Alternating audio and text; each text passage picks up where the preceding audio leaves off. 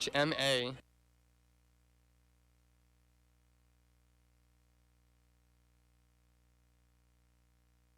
The time is 9 o'clock, and you are listening to CHMA 106.9 FM. And now it's time for your CHMA News. We're broadcasting from Sackville, New Brunswick, the heart of the Maritimes and the traditional and unceded lands of the Mi'kmaq people. Coming up in the next 15 minutes, we'll have your local news, Atlantic update, weather, sports update, and some community announcements. Hello, this is Clinton Davis, and you're listening to CHMA Local News. After a milestone anniversary year for the Owens Art Gallery, they're opening 2026 with a return to rhythm, and a quieter year doesn't mean a small one. The gallery opens this Friday with a retrospective decades in the making. But first, last night, Tantramar Council met for their regular meeting and discussed standard municipal items. On the agenda for public presentations was Lisa Griffin from the Protect the Chignecto Coalition and Brianne Wheaton, a local resident who spoke to council around her concerns about firefighter staffing, leadership, and public safety. Last week, Monday, 12 volunteer firefighters turned in their radios, citing a need for a resolution within the department. Wheaton says that according to the National Fire Protection Association, Standard 1720 states that it expects a rural community like Sackville to be able to put 6 trained firefighters on scene within 14 minutes 80% of the time. With less than 18 firefighters remaining in our department, that standard is not realistically achievable. She also pointed to what she describes as a decade of turnover within the department. Wheaton says those departures were linked to unresolved internal issues. Wheaton asked council why another investigation would lead to change, when leadership change becomes necessary, and what actions are being taken to protect public safety while the department remains understaffed. Earlier Tuesday, ahead of that council meeting, the municipality had issued a media release outlining steps already underway related to Sackville fire and rescue operations. In that release, the municipality said an extra workplace investigator would be hired by the end of the day today to address complaints and concerns raised by firefighters. Administration also said it's moving immediately to recruit a director of protective services and has created a Tantramar Fire Service Manager of People and Culture position focused on human resources and workplace issues. The municipality said Sackville Fire and Rescue continues to operate as part of the broader service in Tantramar with mutual aid agreements in place, and further updates will be shared by press release as soon as the information becomes available. Mayor Andrew Black responded by clarifying that a previous $31,000 review of the fire department was a workplace assessment, not a formal investigation. Black said a workplace assessment reviews policies, procedures, and organizational practices, but does not determine wrongdoing or impose consequences. He said formal investigations are a separate process, triggered only when there are clear indications of violations. He said council has directed administration to move quickly and committed to keeping the public informed through press releases, but did not outline timelines or specific interim safety measures. Councillors expressed mixed confidence in the path forward, with some saying they believe council is moving in the right direction and others acknowledging the issues have persisted, again, for more than a decade. And now for today's main story. After a milestone-packed 2025 marking the Owens Art Gallery's 130th anniversary, the Sackville Gallery is easing back into a more conventional routine. Emily Falvey is the director and curator for the Owens. She describes a calmer year operationally, exciting exhibits ahead, and a return to core programming and longer-range planning. We're going back to our regular rhythm of exhibitions, and we're doing some planning and getting ready for the upcoming exhibitions over the next cycle of 4 years. Last year's schedule demanded long lead times and major partnerships, according to Falvey, with some projects in development for almost half a decade. The programs that we realized last year, some of them we'd been working on for 5 years or more. So the year started with the Edward Mitchell Bannister touring exhibition that just closed at the Archive of Nova Scotia. As well as their 130th anniversary, their 125th severely downgraded due to COVID. And then we had our anniversary in May, and we also had a major exhibition in the fall called Art Equals Work, which was through a partnership with the Beaverbrook Art Gallery. Now, with that busy year behind them, the Owens opens up its first exhibition of 2026 on Friday with Don McNutt Timeless Forms. It's the final stop in a touring retrospective organized with the MSVU Art Gallery. Falvey said McNutt, a Mount Allison graduate and senior artist originally from Nova Scotia, reflects the Owens' long-standing relationship with Mount Allison alumni and was working with materials and processes well before they became widely used in contemporary practice. So that type of work is kind of common right now, but she was doing it in the 70s and definitely laying the groundwork for that. So there's work here from the 70s, 80s, 90s, and she's still making work. Falvey said McNutt's work spans decades and materials, including sculptural forms woven from willow and later cast in bronze. Born in 1939, McNutt is still creating work to this day and has attended each of the gallery's openings to date. She's been present for all of them. She's done artist talks. She's supposed to be here for the opening this Friday at 7 p.m., but the weather might make it difficult for her to drive up from Dartmouth, which is where she's living right now. So it's up for a good long time, and it's a pretty important retrospective for a celebrated artist from the region. Don McNutt Timeless Forms runs at the Owens until mid-May. In February, the Owens shifts its attention away from exhibition opening to community fundraising mode with The Sweetest Little Thing. It's a long-running Valentine's Day event co-hosted with Struts Gallery. The Sweetest Little Thing, which is our annual fundraiser with Struts, is happening on the 14th, and the artworks in the auction will be on display the week before. So on the 14th, which is a Saturday this year, everyone can come to the Owens. Falvey said the event includes an art auction, a best-dressed competition, karaoke, and, as usual, Rice Krispie Squares. It's just going to be a really fun time. There's something very unique about this event. Beyond the festivities, Falvey said the fundraiser stands out because it represents a rare, long-running collaboration between two arts organizations. According to Falvey, that is not common practice among art galleries in such small spaces, or at all. That is not common. I don't know any other place where that happens. So to my mind, it's a really brilliant example of the great arts community that Sackville has. It's a partnership that's been going on for almost 30 years, definitely over 20. And all the proceeds from the fundraiser are split 50-50 between the organizations, goes to programming at both Struts and the Owens. Falvey said the partnership, as far as she knows, has roots stretching back nearly 30 years, with proceeds split evenly between the Owens and Struts to support programming at both galleries. Do you know how that collaboration started 30 years ago? I think I do. Anyone who, if I'm wrong, people can write in and make comments, but I believe it was started in Struts. And the story that I think I was told was that the director at the time, Donna Wozniak, came to the Owens and put up all the work here because it was like a better space. I think that's how the collaboration started. So it came out of Struts, and then the Owens helped with the installation of the work and giving the space, and then it sort of grew from there. It was 1999, I think, that was the first time that the auction happened that way. I'll be speaking with director Paul Henderson from Struts Gallery in the next couple of weeks to let you know more about the fundraising taking place from their side. And that's it for today's local news. Questions, comments, concerns, or stories, email news@chmafm.com. I'm Clinton Davis for your local CHMA news in Tantramar. And here is your CHMA Atlantic update for January the 14th. It is Wednesday. A New Brunswick man has won a $1 million lottery prize. Atlantic Lotto says that Pierre Landry from Cormy Village won the Lotto Max draw on December 30th, but he didn't check his ticket until New Year's Eve.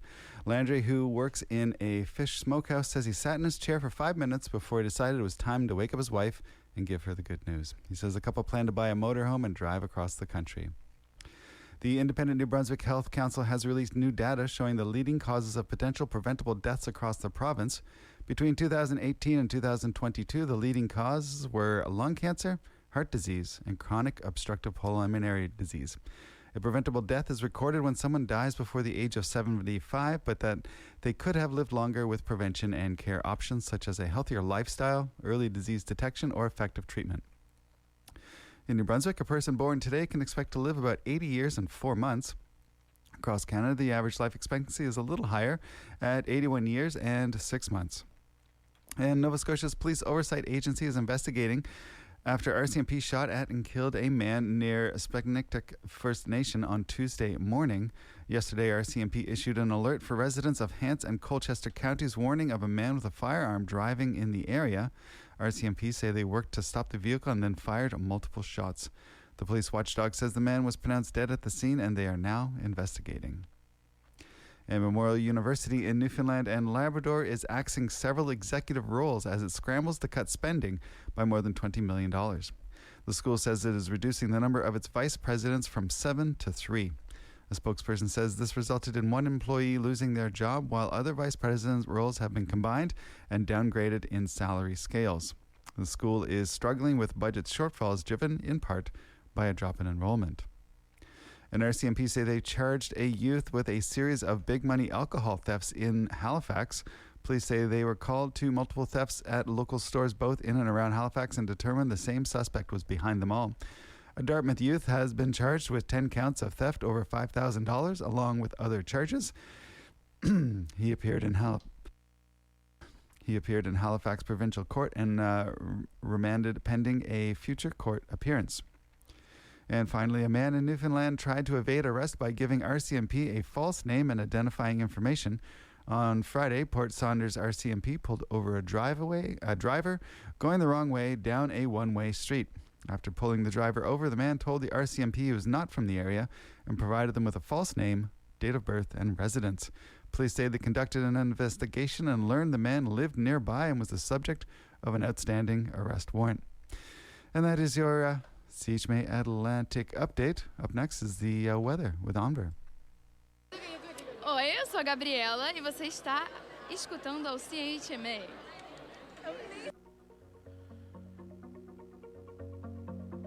And now the weather. Today, mainly cloudy.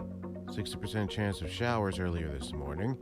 Winds south 20 kilometers an hour, becoming southwest 30, gusting to 50 earlier this morning. High of 7, UV index 1 or low. Tonight, cloudy. Fears of rain beginning late this evening, low +4. Tomorrow, Thursday, January 15th, rain ending late in the afternoon, then cloudy. Around 10 to 20 millimeters.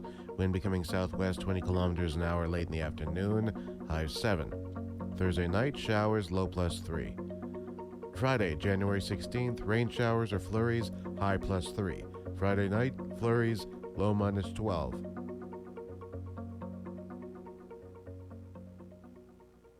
Hi, I'm Nana Kobayashi, and you're listening to CHMA.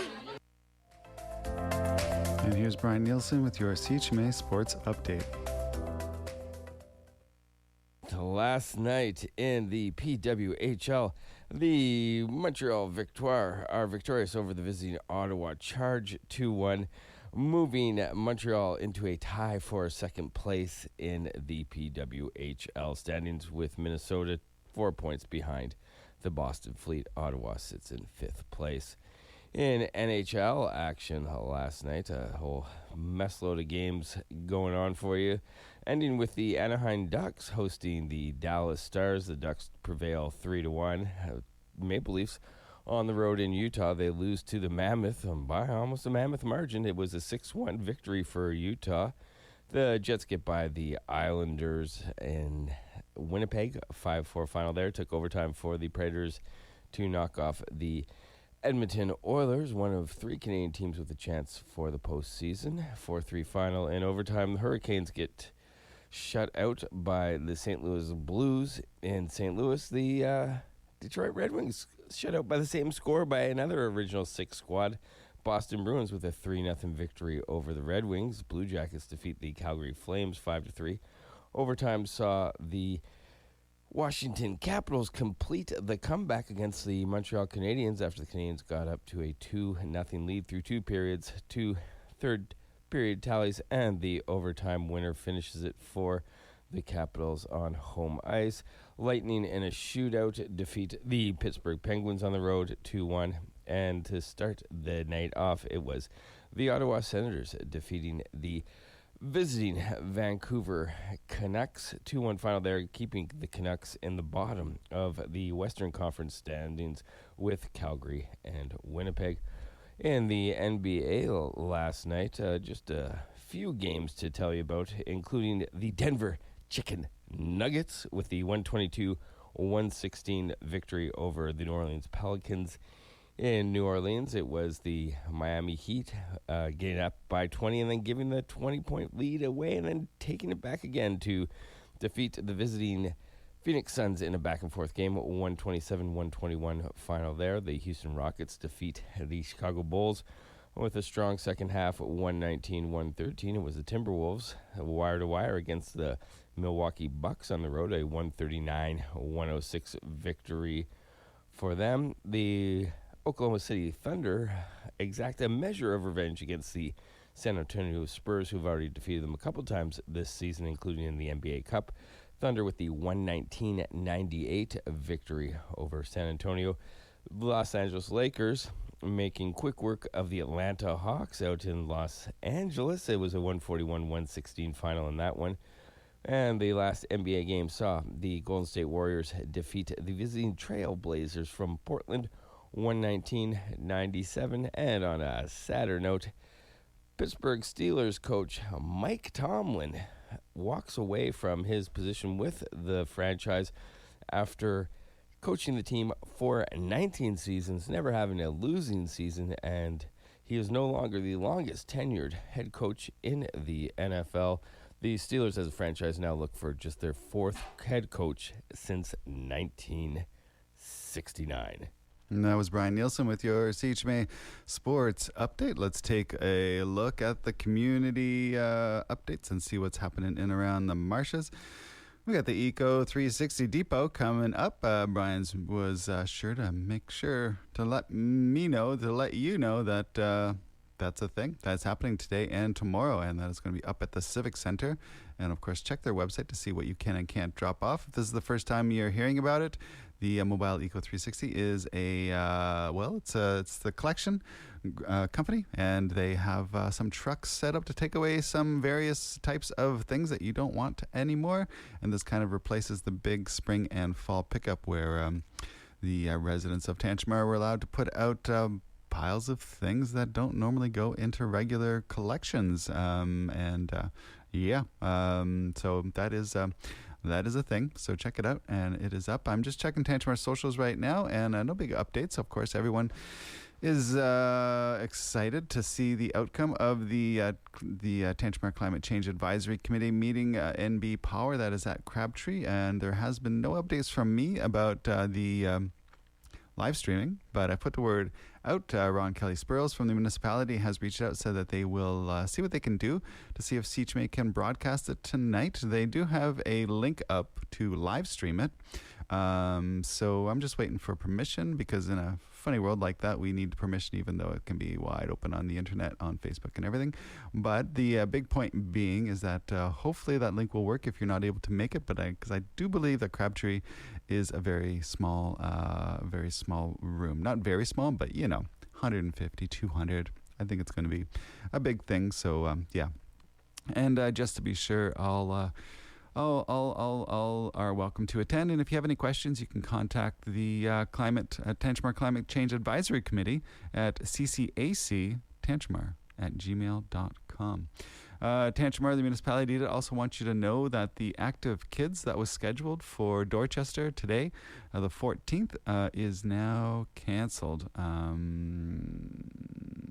It was at 1:30, so they've had to cancel that, and no further word on that. There was a regular council meeting last night. If you missed it, as Clinton talked about earlier, if you missed it, then you can catch the recording on the municipality's website, YouTube. I don't know if they might put it on the website, but it is on their YouTube channel. So that is streamed live and kept there as a recording. It was much talked about one last night. So check that out if you missed it and want to hear more. Running over to the CHMA calendar and checking out what is coming up. Dorchester Rink is up and running, and they're still doing some work, but it's ready to skate. It's probably good skating right now, says the non-skater who doesn't really know too much about skating, but to the unknowing eye, why not? It's kind of warm out, but there's still ice. I grew up with ponds, so it's a kind of different thing. Yeah, you know. Christmas tree pickup is this week, and Eco 360 Depot, as I mentioned, today and tomorrow. Bagtown Trivia also coming up tonight. Doors are at 5. Trivia starts at 7. And the MB Power Public Information Session at Crabtree, 7 p.m. And that's your Wednesday night plans. So there's lots going on a Wednesday. Big shout out to Twee and Siley for keeping all of our community events updated like that so we can tell you about them. For Thursday, it's the every other night. Wait, I don't know how that would go. It's not the night for Ducky's Trivia tomorrow. No trivia tomorrow night at Ducky's. It was last week. It's going to be next week. And the week after that, there's not going to be any trivia. So they're doing every other week. Same thing with their open mic. This is the week for the Duckies open mic on Saturday. And that starts early. It's the first one. Starts up at 4 p.m. So it's going to be an early evening open mic. So check that out. Sackville Film Society is Sentimental Value on Thursday night over at the Amherst Theatre. And of course, as Clinton also just mentioned, Friday 16th, 7 p.m. Vernissage, Owens Art Gallery, Don McNutt, Timeless Forms. And that exhibition will be on until the 12th of May. There you go. I hope you're feeling updated. Always let us know if you have anything you would like to include. Big shout out to Sarah Evans for just sending us a note about an event that is happening that involves Cranewood and Ducks Aren't Real. And we're going to follow up on that. But yeah, we always want your tips, tricks, and rumors. Send them to news@chmafm.com. And we have Clinton and Katie Tower who will look into those things. If they prove to be true, then we will cover them. But it helps us quite a bit here at the Voice of the Marshes to have folks that are letting us know what is of interest to community members to get covered in our local news. So again, that's news@chmafm.com. Hi, my name is Callie, and you're listening to CHMA 106.9 FM in Sackville, New Brunswick.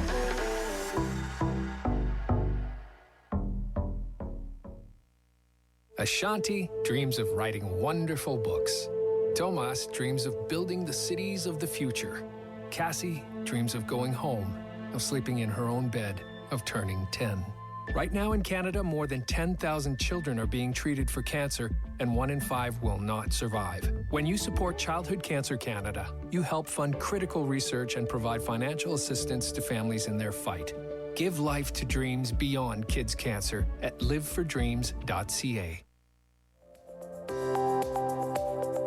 And that was your CHMA News. Please visit www.chmafm.com for more news and to sign up for our email newsletter.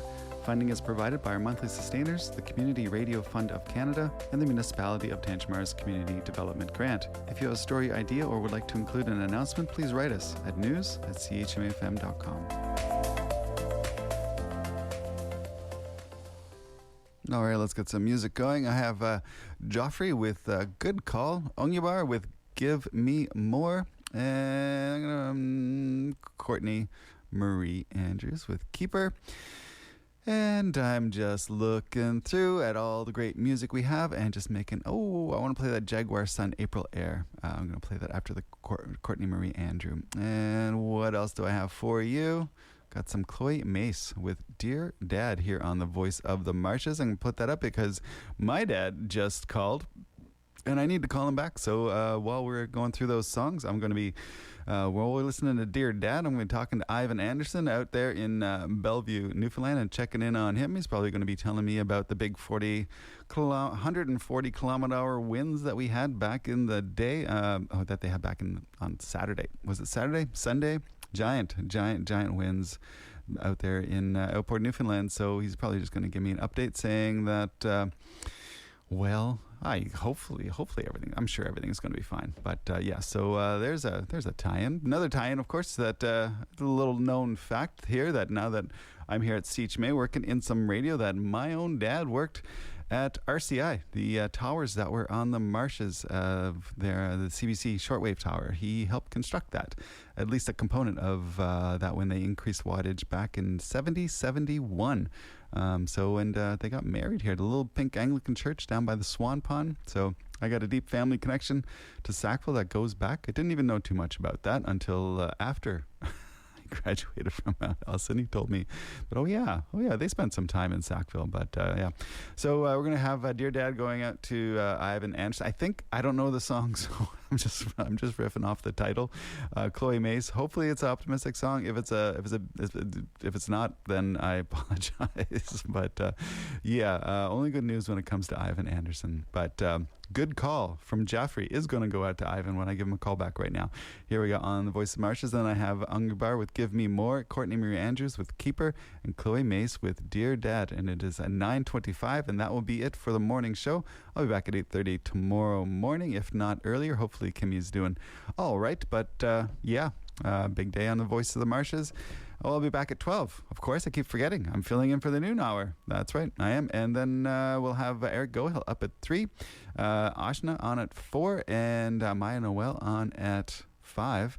And we had a board meeting last night. CHMA is governed by Attic Broadcasting, and our lovely board had their second board meeting. It was a great meeting, and yeah, if you ever want to attend, they're once a month. They're by Zoom, so they're pretty easy to attend. And you can even just come and listen in if you want to. If you just want to see what's going on at each of these board meetings, there's a report from a bunch of folks, myself and Siley, and going forward, Diego will be giving a report.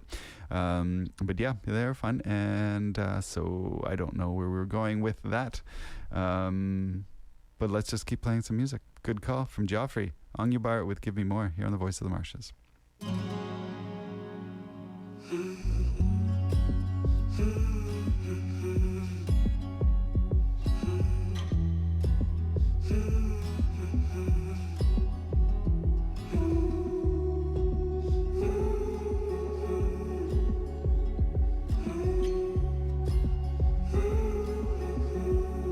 Just let the rest unfold and take a step back and keep standing on your toes.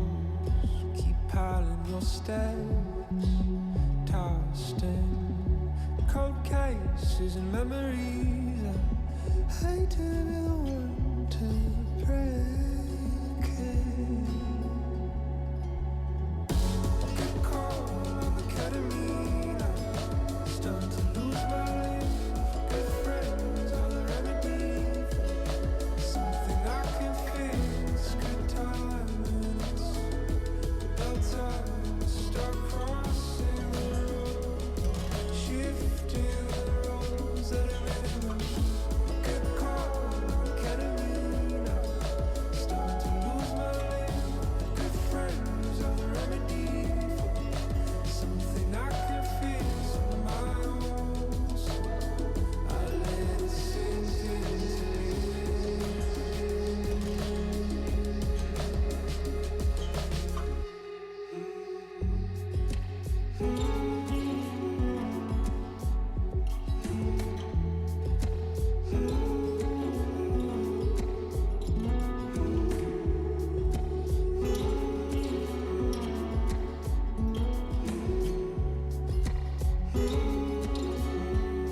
They'll stand, they'll keep watching, hoping for your fall.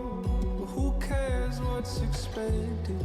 It's no one else's call. Don't go, think twice, just take a lead. Soften the face and